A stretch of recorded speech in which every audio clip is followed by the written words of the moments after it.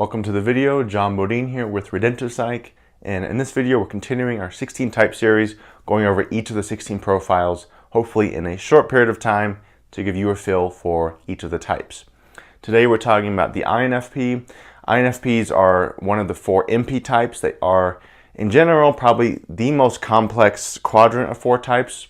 Those who are high in extroverted intuition have this kind of mysterious quality to them, and we're going to dig into that in just a moment. The INFP is also one of the 4 idealist types. This is the NF temperament. All the NFJs and the NFPs are part of the idealist group. Idealists are focused that they are future-oriented and social-focused, whereas the rationals, all the NT types are more tech-focused, are more systems-focused. The NF types, the idealists, are more about social change, how we can bring about a better future for humanity that develops people into their full potential. The 3 words I've picked for the INFP are guidance, insight, and self. Guidance. They are probably the best natural guides of all the 16 types. This is where INFPs often find themselves in therapy roles, in mentor roles, in teacher roles, whether they're a professor or a teacher. I've had both. They're good at coaching. They're good at showing people the landscape of something, particularly when it comes to showing them ways that things could go wrong, giving them warnings against certain outcomes. That we'll get to that more in a moment. But in general, if you want advice or guidance, INFPs can provide that in droves, particularly ones who have had some life experience. And I'm not just going to throw out suggestions without having lived through some of that themselves. Next, insight. This is related to guidance. They have a capacity for tremendous insight to evaluate things, to see what might be actually going on, particularly things that other people may not be considering. They are good in general at getting to the root of a belief system or something that's affecting someone in a way that they themselves are not aware of. INFPs can be tremendously insightful in all contexts in which they operate. And next and last is self. Now, this one's going to sound mean. It's going to sound selfish. I don't mean it in that way. It can become that, but it also can be a great trait that empowers them to do all the things they need to do. They are very filled up with their experience and their emotions and their values within themselves. They have a very full sense of self. And they are usually drawn to people who want to be filled up with their values and with their experience, and they can give that to others. They have this groundedness, even though they're flying around in the abstract often, they also have this groundedness of a rich internal experience in the moment. So their self-experience and their reliance on drawing from what they've been through is how they give and share to other people. So this high sense of self-awareness, of rich self-experience, can either be something that they, focus on pouring more into themselves, or using that to give back to other people, or both. Now going to the functions. Again, I don't believe in the letters so much. I think they're representations that often give sometimes the wrong conclusion. I believe more in right here, the archetypes, the characters in our minds, in our personality, and the functions that those characters are expressed through. The letters can be misleading. These, I feel, are the heart and the meat of a personality type. Starting with the hero. The hero is our top tool. It's our strongest. It's our go-to. For the INFP, their hero is introverted feeling.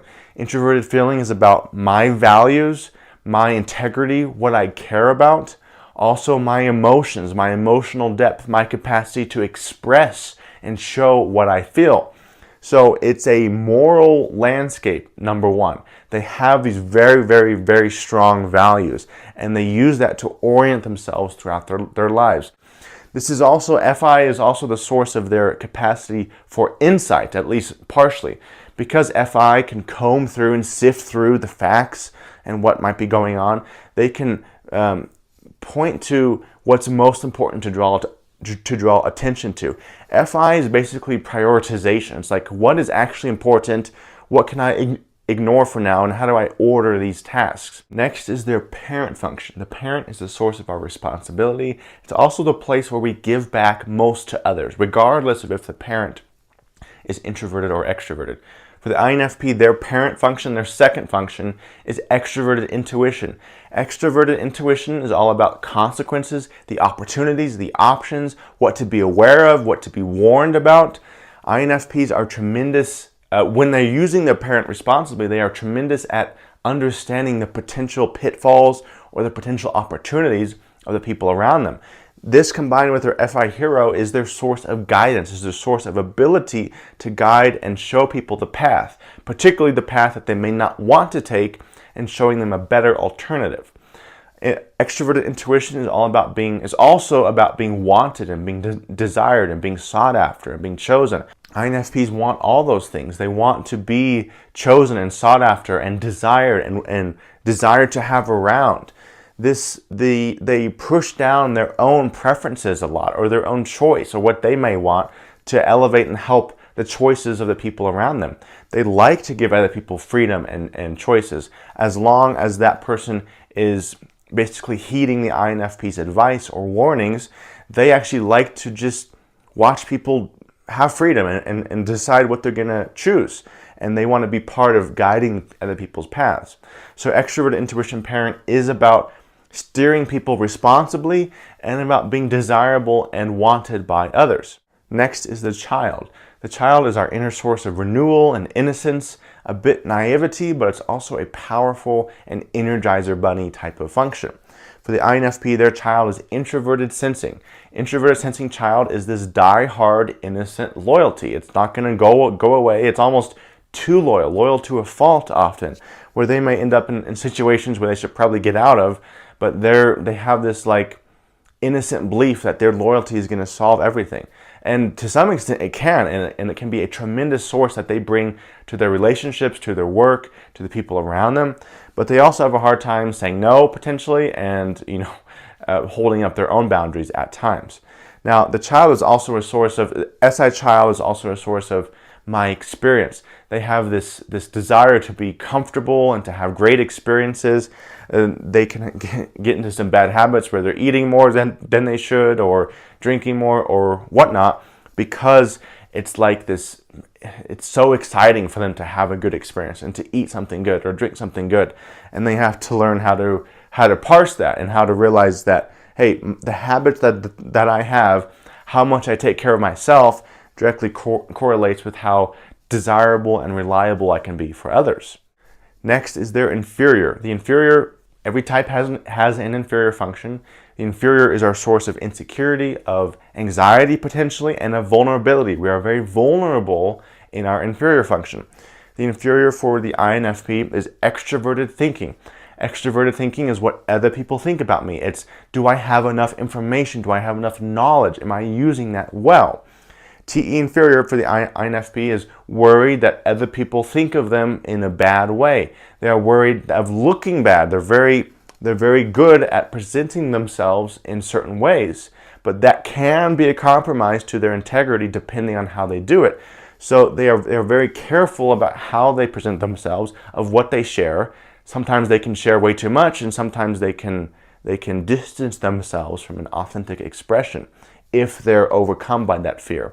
But in general, it's a fear of not having enough knowledge, not knowing enough, being thought of poorly, not having enough achievements. They want to feel good about themselves. They want to feel like they are valuable. And this is a sore spot for them when other people do not think well of them. So the inferior is a weak spot, but it's also a driving and motivating force for the INFP to pursue education, to learn more, to gather more. They can become very wise and very knowledgeable and understand the whole landscape of what others think, and become great researchers. And they're always taking in more information. That is how they develop their inferior. Next is their nemesis. Think of the nemesis function as like the antagonist. It exists to combat the hero, to push and pull on the hero, to broaden our scopes, to broaden our awareness. The nemesis for the INFP is extroverted feeling. Extroverted feeling is how other people feel, what other people care about, the worth of other people, and how helpful or harmful I or other people are being. The FE nemesis has this built-in perspective that other people are not necessarily as valuable as I am. It's not as much a judgment as it is a worry that, oh, I'm worried those people are, that they're not good people. I'm worried they're bad people. I'm worried they don't care about the right things. I'm worried that they're doing more harm than good. Now, this can be a gateway where they become selfish and more self-important because of that, but it can also open them up to examining what other people really care about and having some concerns about that. The problem here is when they assume that other people are bad, instead of getting more information, getting more pattern recognition, and realizing that most people, they just need to look at it in a different perspective. They need to learn more about that person, and then they realize most of those people aren't as bad as the INFP worries about. Now, when they turn the Nemesis on themselves, this is where they become more mature and more capable and more open-minded. I mentioned this a little bit with the Inferior, but when they test their values, what they care about, through the filter of, hey, is that actually helpful? Will that actually help people's lives? That grounds their values immediately in terms of what are the consequences for that person's life. Is it going to be a good thing or a bad thing? And they imagine that their values will be a good thing, but it's not always the case. So if you can filter your values through, hey, is that actually going to help people or not? And be critical about that, that will help refine your values just as you become more open to hearing about what you care about maybe not being as helpful as you hoped. Next is the critic. The critic is where our internal our internal critic is, our internal skeptic. Think of the critic as like an old person, an old grandma or grandpa who's a bit bitter, who life has passed them by and they are judging the world around them. That's kind of the energy of the critic. The critic for the INFP is introverted intuition. Introverted intuition is about my choice, my future, what I want, my preference, what I don't want. INFPs do not really allow themselves to want things very easily. They elevate the desires and the choices of other people above their own. It takes a lot for them to choose something, to actually say, you know what, I want that, I'm going to pursue that path. They want other people to make decisions more in general. Maybe not decisions, but choices. Those are a little different. They kind of judge anything that they might want. Oh, I could want that, and then their critic pushes it down, say, you shouldn't want that, that's bad, or this might happen, or that might happen. So it's this very hard filter for them to actually desire something for themselves. But the critic can be a devastating thing for them, and it's part of the reason why they stay in bad situations where they're too loyal, because they don't allow themselves to have a choice. So listening to this and saying, you know, what is 1 or 2 or 5 things that I actually have wanted, where I have given that away too easily to other people.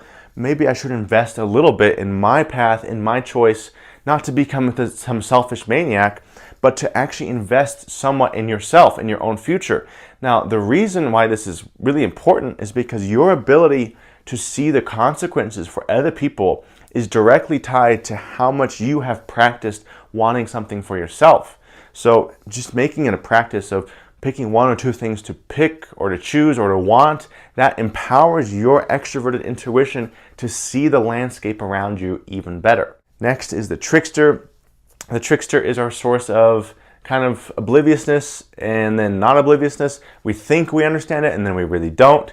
And the only way to develop it is by realizing and recognizing how little we actually understand it. The trickster for the INFP is extroverted sensing. Extroverted sensing is environmental awareness, the ability to manipulate the environment, to manipulate things around them.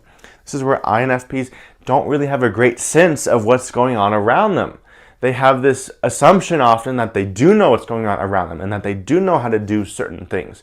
And then when they're faced with that and then they think, oh, I understand that person's experience, that then they realize later, I had no idea what that person was dealing with. It's sort of a projection too, where the SI child has their internal experience. I'm comfortable, I'm uncomfortable, etc., etc. Then they assume that other people have that exact same experience or the total opposite. It's kind of all over the place. Now, this is the place also where their skill with the environment is. INFPs tend to really struggle with mechanical things, with athletic things, with things that require them to be aware of what's going on, to manipulate the environment, and then to fix it. Now, they can become better with that with practice, with people who have taught them and shown them how to do things, they can actually become quite competent, but it takes longer. It takes a while for that to integrate into them, and their environmental awareness is always going to be a little bit shape-shifting, a little bit uncertain for them. Once they become aware of that, though, they can stop assuming that they actually know what's going on and start asking, start checking in with, hey, what is this actually about? Are my perceptions correct about this? And often, even if they're a little bit correct, there's something that they're missing. And lastly is the demon. The demon is the place of our most repressed function, what we push down the most. And it can also wreak havoc and damage in our own lives and others, especially while we are unaware of it. It's very difficult to be aware of the demon. The demon for the INFP is introverted thinking demon. Introverted thinking is about my thoughts, what I think, not how I feel, what I think, and how detached I am from the situation, mixed with logic. They have a hard time using logic because they rely on their research, what they've learned from other people, sifting through that, weighing that out, picking the best opinions and the best voices. But to think for themselves, like in a vacuum, that takes a lot of practice for them.